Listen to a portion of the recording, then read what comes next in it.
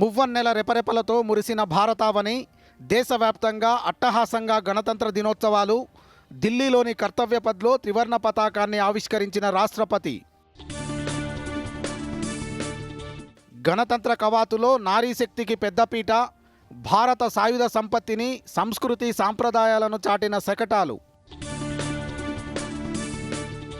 రాష్ట్ర వ్యాప్తంగా ఘనంగా రిపబ్లిక్ డే వేడుకలు. సికింద్రాబాద్ పరేడ్ గ్రౌండ్స్లో జాతీయ జెండాను ఎగురవేసిన గవర్నర్. సంక్షేమ పథకాల అమలులో తెలంగాణ ఆదర్శంగా నిలుస్తోందన్న జిష్ణుదేవ్ వర్మ. మరో 4 సంక్షేమ పథకాలకు కాంగ్రెస్ ప్రభుత్వం శ్రీకారం. రైతు భరోసా, రేషన్ కార్డులు, ఇందిరమ్మ ఇళ్ళు, ఆత్మీయ భరోసా పథకాలను ప్రారంభించిన సీఎం. అర్ధరాత్రి తర్వాత రైతు భరోసా డబ్బులు జమ అవుతాయన్న ముఖ్యమంత్రి.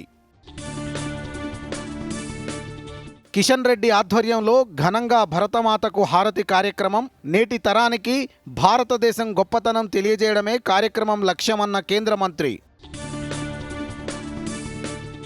యూనివర్సిటీల్లో ఖాళీలను భర్తీ చేయాలని సీఎం రేవంత్ రెడ్డి ఆదేశం. దూర విద్య చదివే విద్యార్థులకు సైతం ఫీజు రీయింబర్స్మెంట్ చేస్తామని హామీ. అండర్-19 టీ20 ఉమెన్స్ వరల్డ్ కప్లో భారత్ ఘన విజయం. సూపర్ 6 గ్రూప్ 1లో బంగ్లాదేశ్పై 8 వికెట్ల తేడాతో గెలుపు.